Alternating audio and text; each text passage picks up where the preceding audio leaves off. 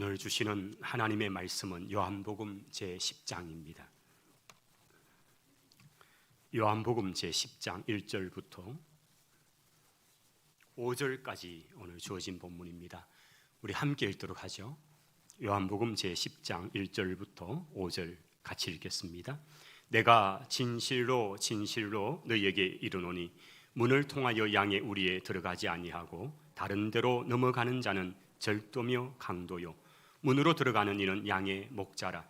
문지기는 그를 위하여 문을 열고 양은 그의 음성을 듣나니 그가 자기 양의 이름을 각각 불러 인도하여 내느니라.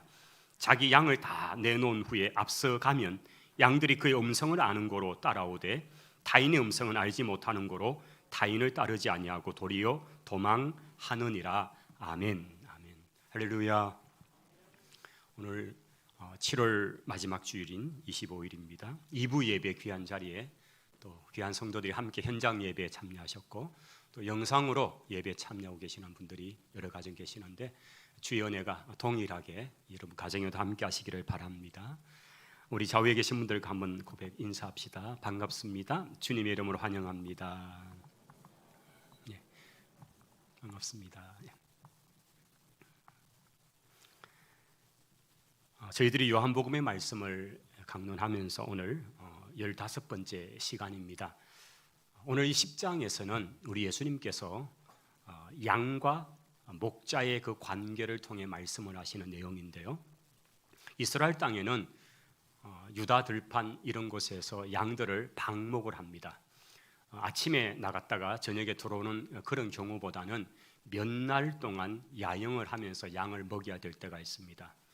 베들레헴에서 출발을 해서 좀 더 북쪽으로 베델을 거쳐서 또 세겜까지 때로는 더 북쪽으로 올라가서 도단에까지 이렇게 가게 되는 일정은 요셉의 일정에서 우리가 확인할 수 있죠. 그것은 이제 계절이 점점점 말라가니까 남쪽은 빨리 마르고 북쪽으로 점점점 그렇게 풀을 따라 이동하는 장면들을 보여주는 겁니다. 이렇게 여러 날을 야영을 하기 시작하면 갑자기 기후가 바뀌어지고 멀쩡하게 양들이 그렇게 보고 있다가 천둥번개가 치고 비가 내리면 급히 피해야 됩니다. 그러면 그 들판 곳곳에 양들을 피할 수 있는 공간들이 있죠. 그러면 이 집의 양, 저 집의 양들이 함께 한 공간으로 모여듭니다. 제 3자 입장에서 그걸 광경을 가만히 보고 있으면 나중에 어떻게 자기 양을 찾지라고 걱정이 들어질 때가 있습니다. 그러나 그것은 아무것도 아닙니다. 조금 지나면 이제 그 상황들이 어떻게 정리되는지가 펼쳐지죠. 날씨가 기어집니다. 그러면 우선 목자가 밖으로 나옵니다. 그리고 그의 특유한 소리를 냅니다. 무슨 휘파람 소리 같이 또는 삑하는 소리를 내면 기가 막히게 그 자기 목자의 소리를 듣고 양들이 쪼르륵 밖으로 뛰어나옵니다. 자기 양들만 오는 거예요. 그리고는 목자가 그 양을 이끌고 나가고 또 다른 목자가 또 자기 양을 불러내고 이렇게 하면서 그 광경을 보고 있으면 야, 참 신통방통하다는 생각도 들어지지만은 오늘 이 본문의 말씀이 이해가 됩니다. 사실 이 말씀을 듣고 있는 팔레스타인 땅에 살고 있던 사람들은 자기들이 그냥 이런 일상이기 때문에 그냥 이 말씀을 들을 때 고개가 끄덕끄덕여졌을 것입니다. 우리 양도 그래. 양들이 얼마나 기특하고 영특한지 내 음성을 알아. 이렇게 느끼는 거죠. 오늘 예수님께서 이 본문 속에서 양우리에 문이 있고 그 문을 통해서 양이 들어오기도 하고 또 목자가 들어오고 그 문을 통하지 않고 들어오는 목자는 다른 목적이 있다는 거죠. 몰래 와서 양을 훔쳐가기 위해서다.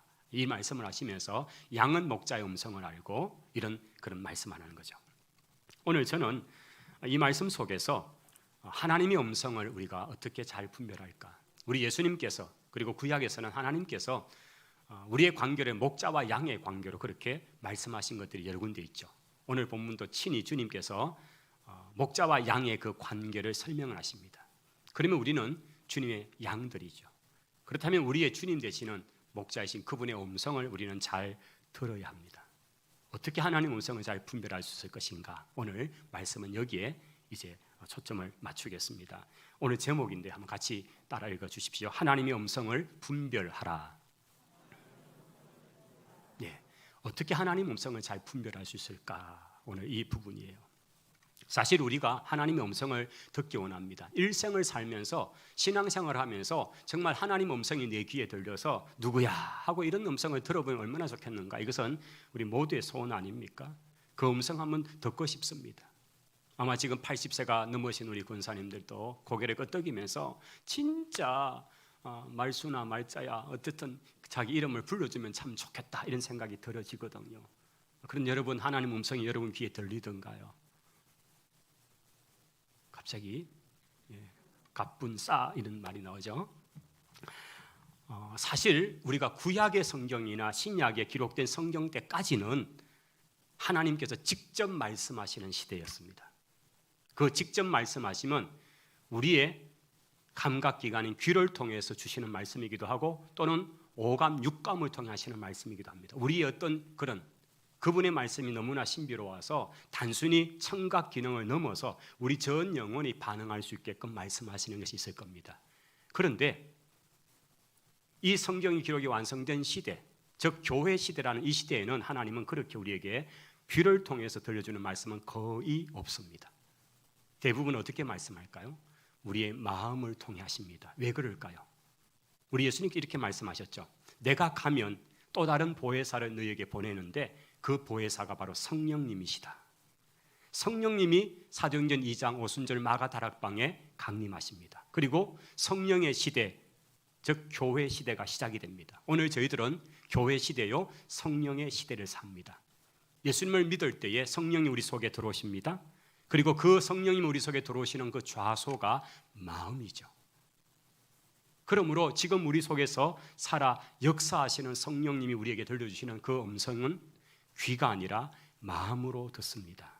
그래서 이렇게 말할 수 있죠. 한번 받아십시다. 하나님의 음성은 마음으로 듣습니다. 여러분, 하나님의 음성은 마음으로 듣습니다. 여러분 이해가 되십니까? 귀로 듣고 하자 하는 우리의 마음에, 우리의 생각 속에 하나님의 음성이 들려지는 것은 마음이란 자소가 훨씬 더 많다는 겁니다. 자, 오늘 제가 이 부분을 가지고 좀 말씀을 전해갈 것입니다. 자, 그렇다면 우리가 하나님 음성을 듣기를 원하는데, 그런데 들려지는 모든 것이 다 하나님의 음성이냐 할 때 그렇지 않다는 거죠. 최소한 3가지로 한번 구분이 됩니다. 첫째는 자기 자신의 소리일 경우가 많습니다. 내가 원하는 것, 내가 갈망하는 것, 때로는 내가 욕심하는 것들이 내 속에서 소리를 지르고 있던 것이 많다는 거죠. 자기 자신의 소리인가. 두 번째, 공중근세 잡은 사탄이 여전히 강력하게 역사하기 때문에 사탄의 소리도 있다는 거예요. 내 속에 몰래 내 마음에 사탄의 소리가 들릴 때가 있다는 거죠. 예수님도 40일간 금식하실 때 사탄이 찾아와서 그가 다른 어떤 말이 아니라 성경의 말씀을 가지고 주님을 유혹을 합니다. 세 번째는 하나님의 음성입니다.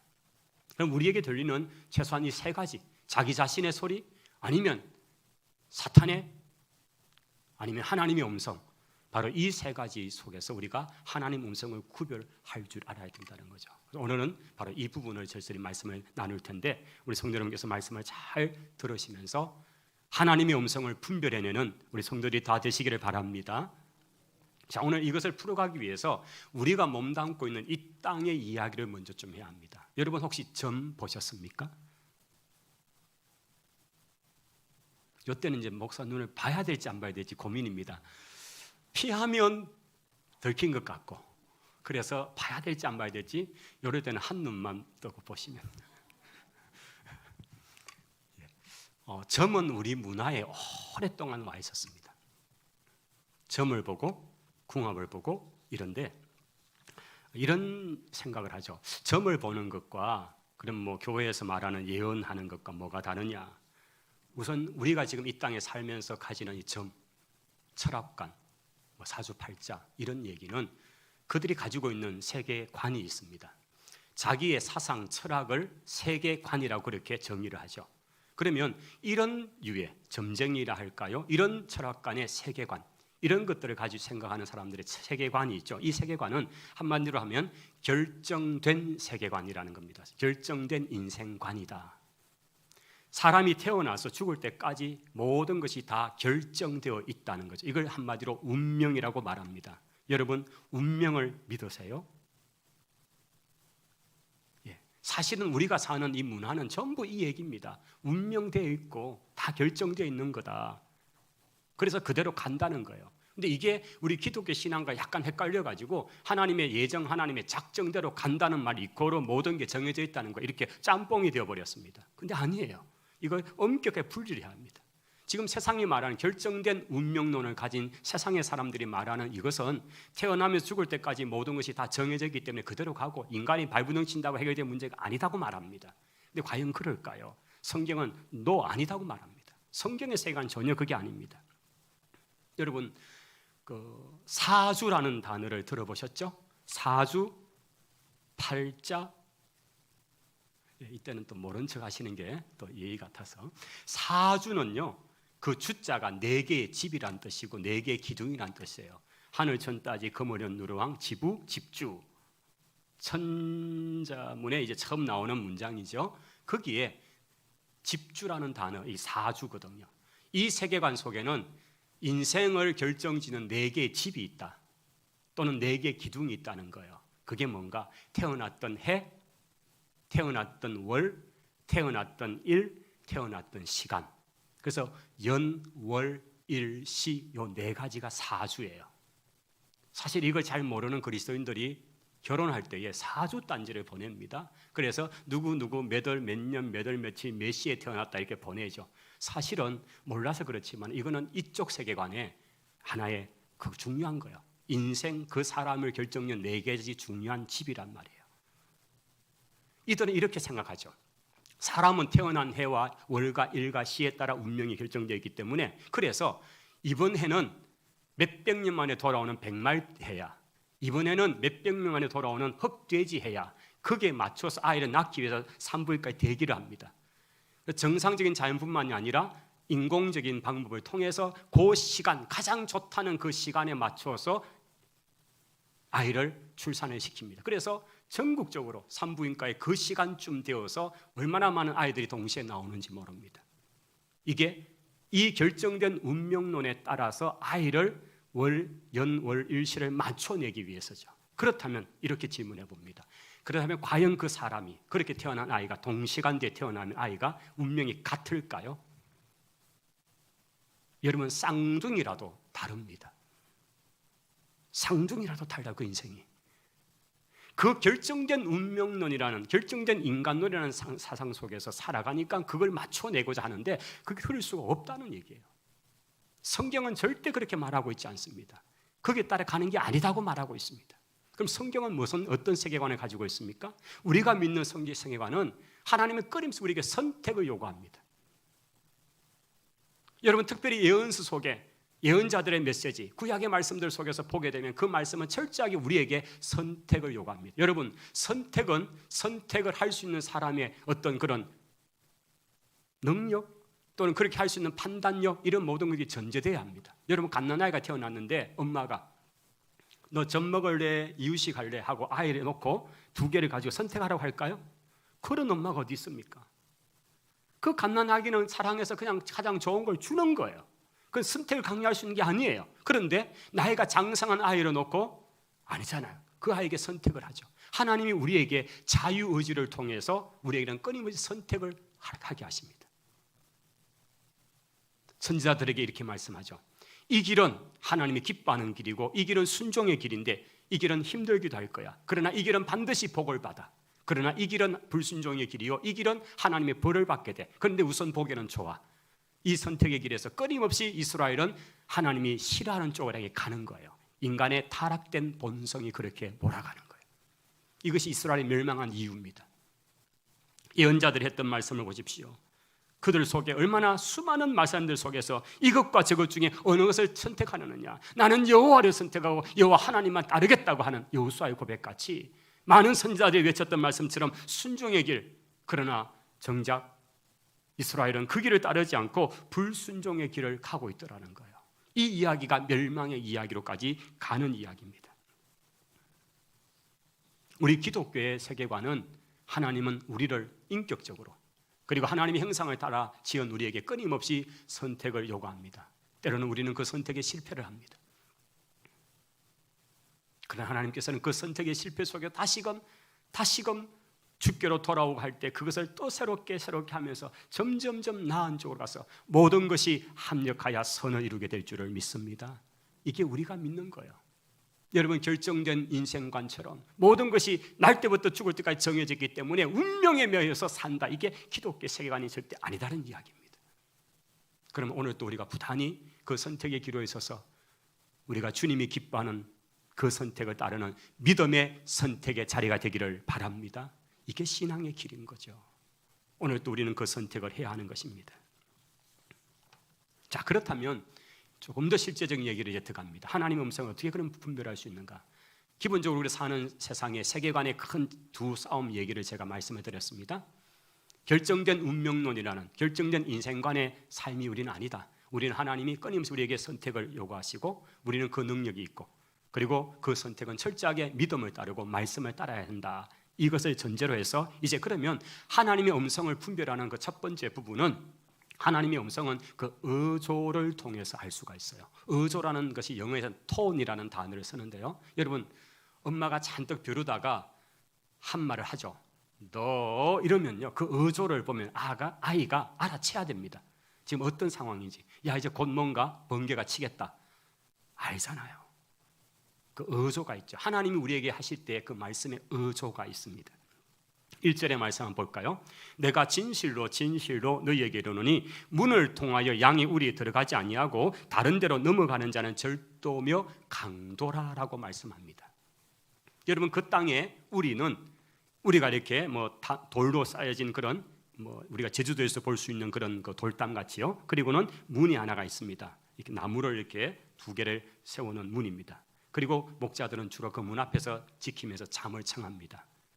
그런데 그 문을 통하지 않고 월담을 해서 들어가는, 그것이 늑대일 수도 있고 사람일 수도 있는데 그 목적은 훔쳐가는 거겠죠.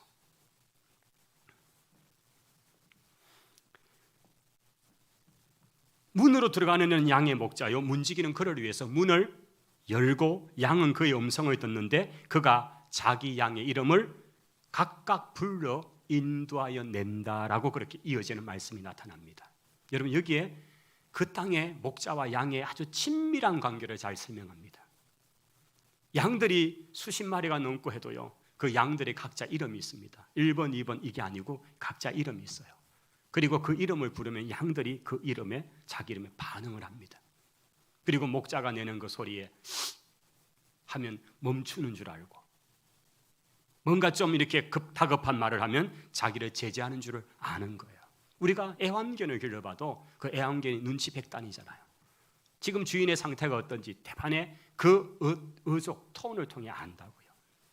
양과 목자의 관계가 그렇다는 말씀을 하죠. 사람들이 보기에는 똑같이 생긴 양이지 모르지만은, 그러나 그 양들은 각자의 개성이 있고 그 양을 알고, 목자가 양의 이름 하나씩 부르내는 것처럼 양 또한 자기 목자의 음성을 기가 막히게 알아듣는다는 것입니다. 그런데 여기에서 마귀의 음성은 강압적이죠. 협박적이죠. 너 이거 안 해? 네게 화가 있어? 이렇게 나오게 되죠. 여러분, 사탄이 우리에게 나타날 때에 무슨 머리에 뿔이 달리고 붉은 망토를 입고 손에 삼지창을 쥐고 그렇게 나타나면 누구는 알아차릴 수 있겠지만 그렇지 않잖아요. 너무나 광명한 천사처럼 나타납니다. 우리 예수님께서 40일 동안 광야에서 금식 기도하실 때 그 주린 주님에게 찾아온 사탄은 다른 게 아니라 말씀을 가지고 시험을 합니다. 그 말씀을 끄집어내 가지고 말하니까, 여러분, 그 하나님의 말씀인데 그 말씀을 따라 해야지. 그게 아니라 그 말씀이 어떤 목적으로, 어떤 용도로 사용되었는가 주님은 대반히 아셨죠. 그래서 그 시험을 주님께서 다 물리쳤었던 것을 보게 됩니다. 우리에게도 성경 말씀을 가지고도 그렇게 유혹하고 시험할 수 있다는 거죠. 그러므로 우리가 더 하나님의 음성에 귀를 기울이지 알아야 되는데, 사탄의 소리는 그 속에 분노가 있고요, 그 속에 비꼼이 있고요, 그 속에 비난이 숨겨져 있고요, 그 음성의 의도가 있다는 거예요. 그것을 우리가 잘 분별할 줄 알아야 되죠. 자기 4절 5절에 보시면 자기 양을 다 문 밖으로 해서 밖으로 내어놓고 난 다음에 목자가 먼저 앞서서 가면 양들이 그의 뒤를 따라 쭉 온다는 그림, 이게 지금 주님이 말씀하고 있거든요. 그리고 타인의 음성은 듣지 않습니다. 똑같은 목자의 복장을 하고 있어도 타인에 대해서는 따르지 않고 오히려 도망한다. 4절 5절에 그렇게 말씀하고 있습니다. 여러분, 사탄이 우리를 붙잡고 협박을 하고 그렇게 끌어올려 하지만 하나님의 음성은 그렇지 않습니다. 우리에게 사랑스럽고 다정하고 우리를 끝까지, 그리고 당신이 솔선수범해서 앞서가시고 그 십자가의 길을 주님께서 먼저 걸으시고 그 길을, 그 발자국을 따라서 오도록 하시고, 이게 주님이 솔선수범해서 보여주는 모습이었습니다. 요한계시록 3장 20절에 보아라, 내가 문 밖에 서서 문을 두드리노니 누구든지 내 음성을 듣고 문을 열면 내가 그에게로 들어와 그와 더불어 먹고 마시겠다고 하셨습니다. 우리 예수님께서 능력이 없었습니까? 그 작은 문 하나를 깨부수고 들어오지 못하셔서 문 밖에 문을 두드리는 분으로 묘사되고 있을까요? 부활하신 주님께서 무서워 문을 꽁꽁 잠그고 있는 그 제자들에게 호련히 나타나셨던 주님입니다. 우리 주님께서 문 밖에서 녹화하지 않고 호련히 나타날 수 없을까요? 그럼에도 불구하고 왜 문 밖에서 문을 두드리는 모습으로 요한계시록엔 주님 자신을 그렇게 말씀하고 있을까요? 그것은 우리에게 반응을 기다리는 거예요. 우리가 문을 열기를 기다리십니다. 강압이 아닙니다. 강압이 아닙니다. 우리가 문을 열 때까지 주님이 기다리십니다. 비를 맞고도 문 밖에서 문을 두드리고 계시는 주님의 모습입니다. 얘야, 내가 좀 들어가자.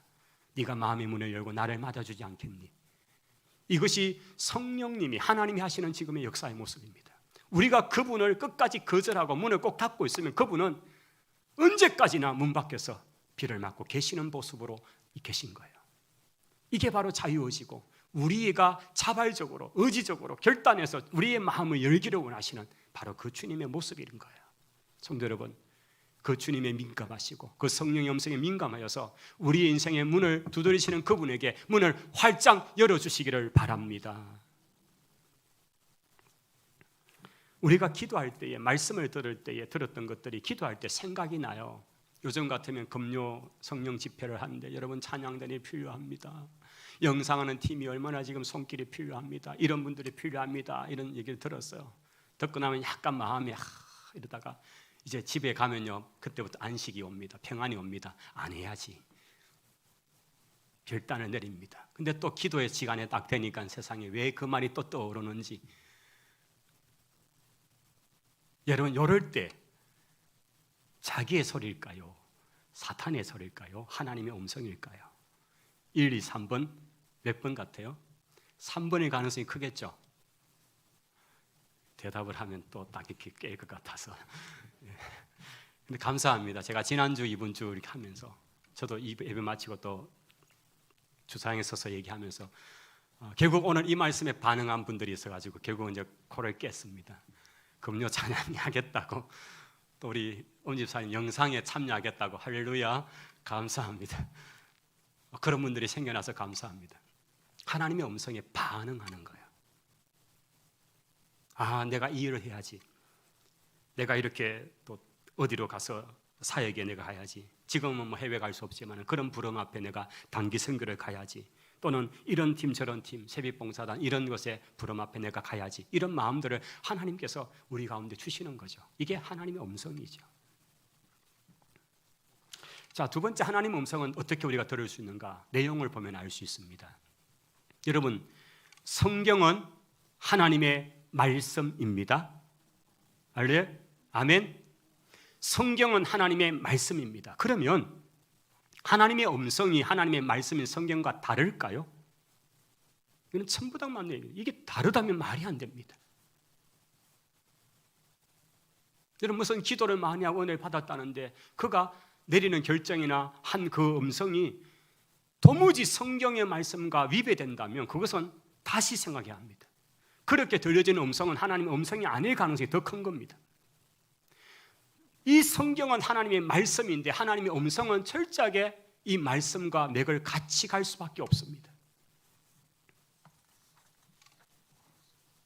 실제로 마귀가 주는 음성은 주님의 음성인 것처럼 가장을 해서 결과적으로는 많은 문제를 일으키게 되는 것입니다. 여러분, 만약 직장생활을 하시는 분들이 직장에서 해야 할 시간에, 일을 해야 될 시간에 뭐 다른 걸 하면 그거는 계약 위반이잖아요. 그건 성실함의 문제잖아요.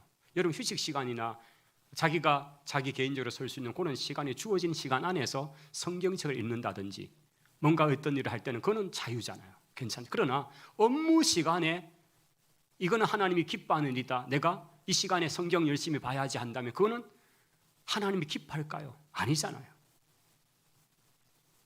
이런 부분에 대해서 분별을 해야 되죠.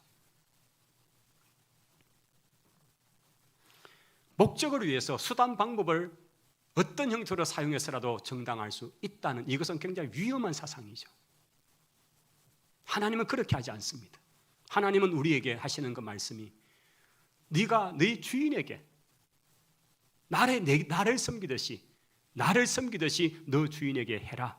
이게 우리가 흔히 말하는 지금의 우리가 직장의 관계라면 그렇게 되는 거죠. 하나님은 우리 삶에 성실하기를 원하시는 거죠. 성도 여러분, 하나님의 음성을 듣는 것을 우리가 너무 복잡하고 어렵다고 생각하지 마시기 바랍니다. 한번 받아십시다. 하나님의 음성을 듣는 것은 어렵지 않습니다. 왜냐하면 대부분 성경 말씀에 있기 때문입니다. 아멘. 여러분, 우리가 하나님의 음성 듣는 것은 너무 어렵고 희귀한 일로 여기지 마시기 바랍니다. 하나님의 말씀은 대부분 쉽습니다. 왜냐하면 대부분 성경에 있는 말씀이기 때문입니다. 하나님은 우리가 성경대로 살 마음만 있다면 세상 사는 모든 문제의 대부분의 문제는 다 성경에 이미 일러주고 있습니다. 그래서 하나님 음성을 가장 잘 분별하는 사람은 누굴까요? 하나님 말씀을 우리 마음에 잘 챙겨 먹는 사람입니다. 결국 하나님의 음성은 우리 안에 계신 성령께서 깨닫게 하심을 통해서 그 말씀이 생각나게 하시는 거거든요. 그러므로 성도 여러분, 하나님 말씀을 규칙적으로 읽고 그 말씀을 자꾸 듣고 묵상하시기를 바랍니다. 그러면 하나님 음성이 들려요. 귀가 아니라 우리의 마음을 통해서 하나님의 음성이 들리게 되는 것입니다. 세 번째는요, 이 음성이 나로 회개케 하시는 말씀인지 아니면 정죄하는지를 통해 알 수가 있습니다. 다시 한번 잘 보십시오.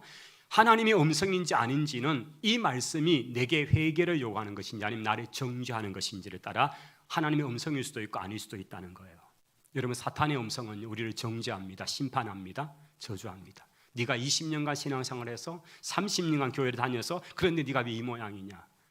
여러분, 그것이 하나님 음성같이 들리지만 그 속에는요, 우리를 정죄하고 심판하고 판단합니다. 결국은 우리로 하여금 좌절하게 만듭니다. 우리 주님은 이 땅에 오신 목적이 뭡니까? 요한복음에서 내가 온 것은 양으로 생명을 얻게 하고 더 풍성히 얻게 하려 합니다. 우리 하나님이 우리를 얼마나 사랑하시는지를 그 모습이 우리 누가복음에 이렇게 나타났잖아요.